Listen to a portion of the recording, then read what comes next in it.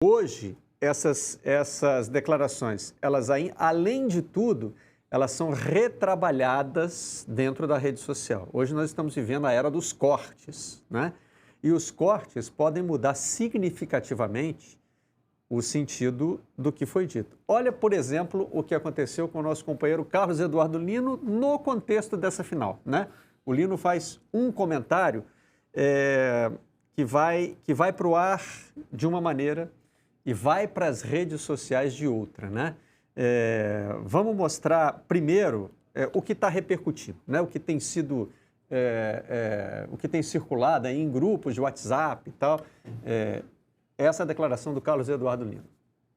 Eu não tenho dúvida nenhuma sobre o comportamento do Flamengo. O Flamengo vai para triturar, o Flamengo vai para amassar o São Paulo. A hora que essa arquibancada começar a gritar, vai para cima deles, Mengol, o Flamengo vai e não tem como segurar.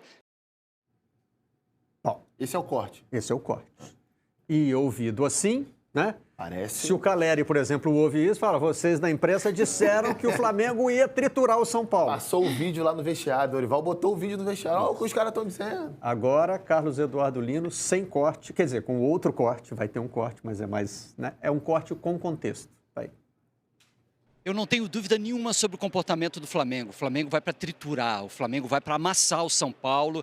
A hora que essa arquibancada começar a gritar, vai para cima deles, Mengol, o Flamengo vai e não tem como segurar. Não tem administração, toque para o lado, pensar na segunda partida. O jogo do Flamengo é hoje.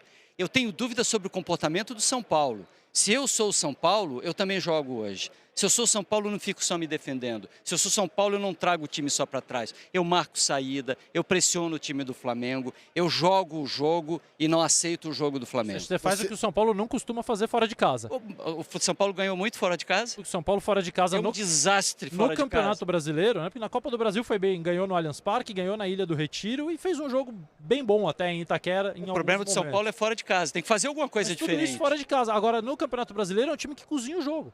Não ganhou nenhum jogo. Só São Paulo e América não venceram no Brasileiro como visitantes. Já fica diferente, né? Ficou igual ou é outra coisa? É diferente e eu vou até comentar em confidência. Nesse dia, foi o dia da primeiro jogo da final, assim que acabou a seleção, que era o programa que eles estavam fazendo, eu estava na live do GE também e eu estava ali próximo e ele parou para conversar comigo. E a gente falou exatamente sobre isso. O que ele estava querendo dizer ali? Que para ele, na opinião dele, o contexto de um Flamengo que provavelmente teria que ir para frente, teria que ir para o ataque, faria com que o São Paulo desse uma resposta à altura. E foi o que acabou acontecendo no jogo, inclusive. Mas é o que você falou. Pega uma parte da fala, pega um corte, parece que a pessoa está falando uma coisa totalmente diferente, de uma forma distinta. O Lino estava falando sobre qual seria o comportamento esperado do Flamengo no primeiro jogo no Maracanã. Não era um discurso de motivação. Impulsionado pela torcida. Agora, ele não fez uma previsão, ele não disse que isso ia acontecer exatamente dessa maneira, né? Esse era o comportamento esperado e a curiosidade dele era, como o São Paulo, como visitante, e o São Paulo não tem ido bem como visitante, como o São Paulo vai reagir a isso? E uma prova de como o Lino entende de futebol e sabe ler um jogo, foi o que ele fala exatamente depois do primeiro corte, né? O corte, aquela edição marota que pega para... você faz para ter clique. Em que ele antecipa que se fosse ele, o São Paulo, ele sairia para jogar. E oÃo Paulo saiu para jogar. Esse foi o grande mérito do São Paulo. O Flamengo não sabia o que fazer, porque o Flamengo costuma ter a bola, e o Flamengo não teve a bola naquele primeiro tempo. A única só para amarrar a questão lá do Bruno, que falou a questão do Dorival, o erro que eu aponto ali é o termo, retrocesso. O São Paulo, a opção pelo São Paulo... Nunca pode ser um retrocesso. Ela não é retrocesso nem o dia que, se algum dia na vida que torcemos que não aconteça, mas se o São Paulo for para a Série C do Campeonato Brasileiro, treinar o São Paulo não é um retrocesso nunca.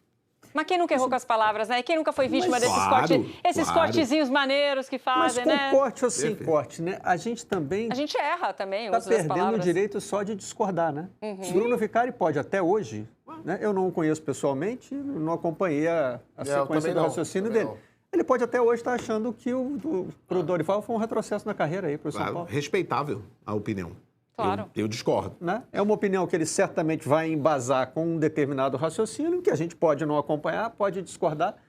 Mas, assim, por que uma opinião precisa ser destruída se ela não é a nossa, se ela não é a que a gente gosta? Ou lembrada depois, meses depois, quando tem um título e fala, olha, você falou aquele dia e tal. Acho que uma opinião, desde que bem estruturada, desde que você consiga entender como é que se chegou, né? Qual foi o raciocínio que te levou a ela. Né? Nunca é, Barreto. Esses cortes de Twitter nunca mostram o raciocínio da pessoa. Ele mostra só aquela frase que sozinha geralmente causa muita polêmica, né? Nunca se mostra toda a construção. Todo mundo já foi vítima. Todos nós, exatamente.